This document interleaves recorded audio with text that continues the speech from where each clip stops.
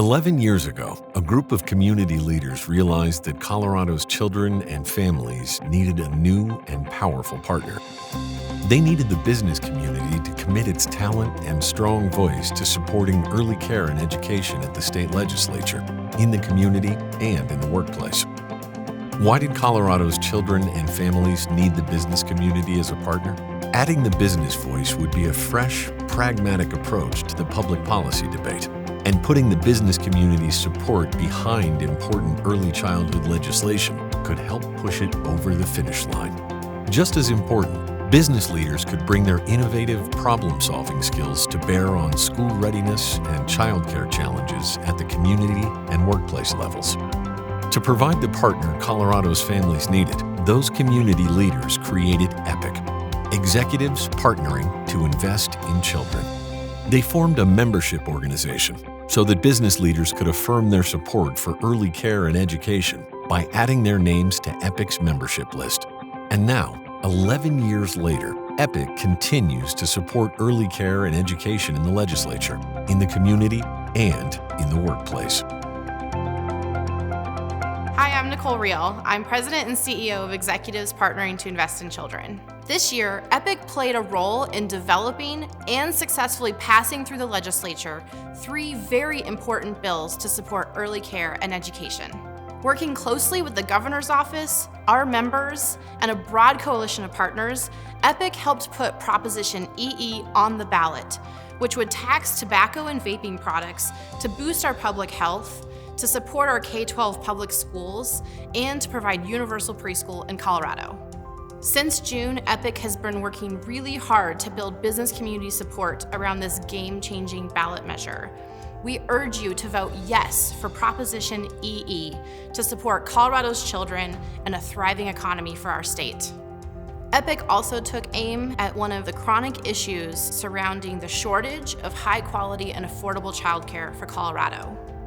Colorado's not even close to having the number of teachers and staff it needs for the early care and education industry. To help build up the existing workforce, EPIC also helped develop and pass legislation to support the recruitment, retention, and compensation of early childhood professionals and teachers in Colorado. EPIC helped lobby and testify in support of a bill that would enable individuals living in homeowners association communities to provide in-home childcare so they can meet the needs of their families and their local neighborhoods.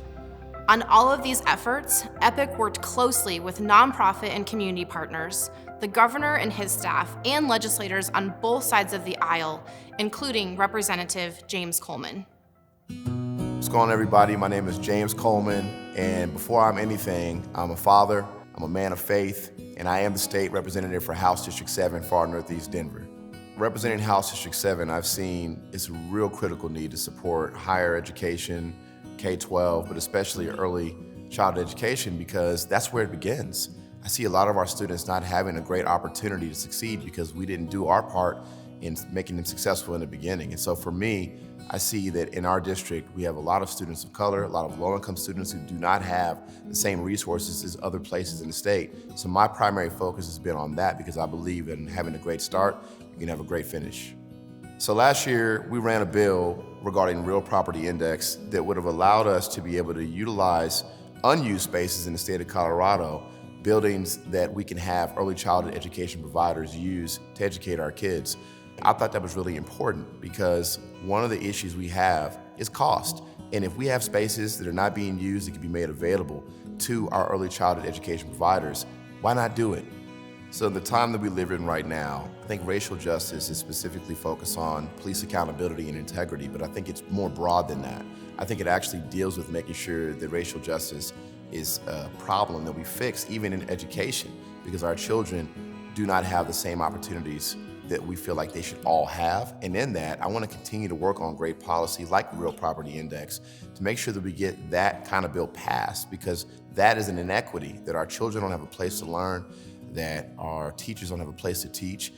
I think it's really important to have business leaders involved in education, early childhood education especially, because this is our pipeline. This is an opportunity for our kids to not only get a great education, but also do something they love when they get older and go to work, be business owners, be entrepreneurs.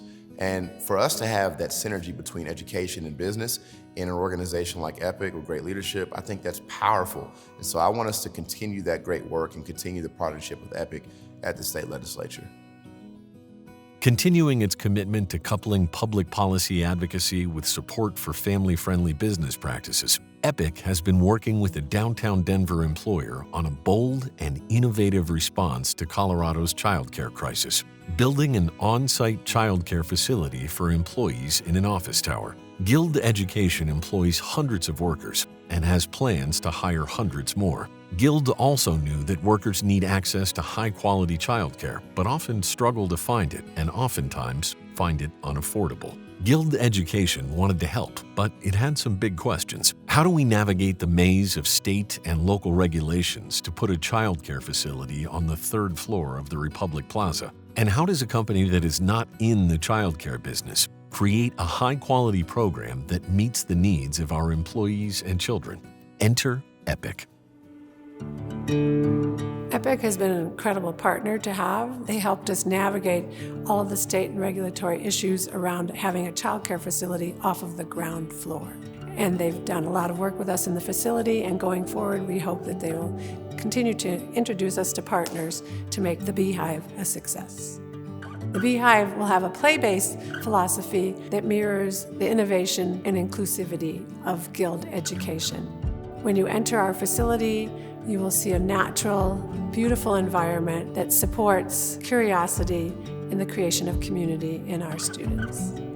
Hi there, Rachel Carlson here, CEO and co-founder of Guild Education. The Epic team, who's been a great partner to us in our journey at Guild and opening our first employer-sponsored daycare and preschool. We're about 750 employees headquartered here in Denver. We also have San Francisco and New York offices that we haven't been to in a long time, but that were joined our family as part of an acquisition in the spring.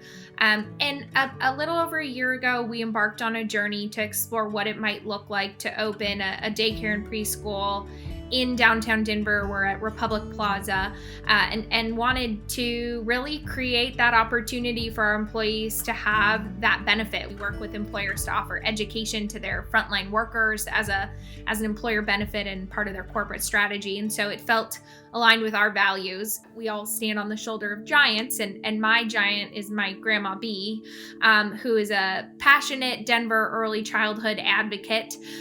She founded Montview Preschool and Stanley British Primary School, and also was a mother of 7, and taught me a lot about what it looks like to be a working mom, to lead an organization. And she's in large part the inspiration and the namesake why we named it the Beehive after Grandma Bee.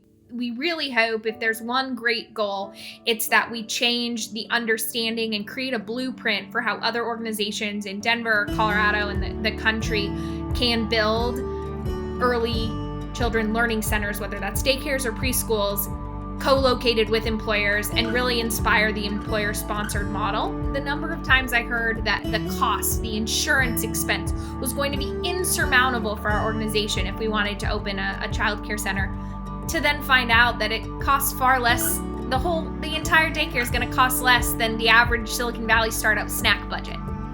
And I say that in jest, but it's the math. And so what we're really hoping to do is build a blueprint, build a playbook in partnership with Epic and organizations like the DDP and others, so that any company that wants to figure out how to be supportive of their working parents and supportive of their community in a way that takes care of the children of their workers can do so creatively and with a real understanding of the risks and rewards, but cut through some of that myth and legend in a way that makes clear that there's a real ROI in investing in these types of programs and opportunities for employees. While the pandemic delayed the opening of the Beehive, it devastated existing childcare businesses. Epic immediately jumped into the fight to sustain childcare businesses and to keep childcare available for essential workers. Working its networks at the state capitol and in the business community, Epic helped eliminate purchase limits and resolved supply chain issues so childcare centers could get the supplies they needed. And Epic called upon its volunteers to help childcare providers restructure leases and use waivers as families returned. Epic works with partners both to magnify Epic's impact and to increase what its partners can do. And that was certainly true when it came to responding to COVID-19. Mile High United Way has a long-standing commitment to early childhood education, whether that be from our advocacy for the child care tax credit or from our direct programming. When we were seeing data come from our community that not only were our child care centers fearful of being able to stay open, but also that they, just like all of us, were looking for bleach and masks and toilet paper, we reached out to EPIC and created this amazing public-private partnership with United Way, EPIC, the foundation community, the state of Colorado, where we banded together and no one had pride of ownership. No one needed their name at the top. It was about our kids, our workforce, and our community. The Keep the Lights On Fund had two main issues that we sought to address. The first was this mass bulk purchase of bleach and PPE and toilet paper. And we were able to get that initial purchase out in collaboration with all of those different partners to child care centers across the state so that not only could they stay open, but they could also be safe for our kids. And then the second piece, which I think is equally important, was this added financial stability. So in all, the Keep the Lights On Fund has managed to pool more than $1 million in financial resources and grants to our child care centers and that initial bulk purchase of bleach and cleaning supplies. When we initially reached out to child care providers and asked for what they needed most, we received more than $3 million worth of requests for financial support.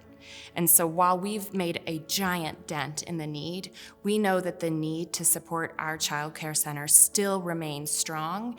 And as we continue through this pandemic, those child care centers will need our support now and in the coming months.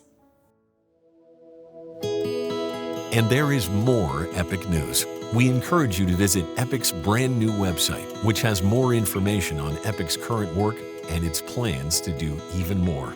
You may be especially interested in reading EPIC's new strategic framework. Even though we are excited about everything EPIC has accomplished this year, we know that there is so much more to do. Colorado had a childcare crisis before the pandemic, and now many childcare providers have gone out of business. We need to pass Proposition EE, and then, in next year's legislative session, show policymakers that the business community continues to support young children and their families. But to do more, we need your help. Please become an EPIC member, and by adding your name to EPIC's member list, show both policymakers and the rest of the business community that you understand that both the current and future workforce need our support. What is good for children is good for business. We are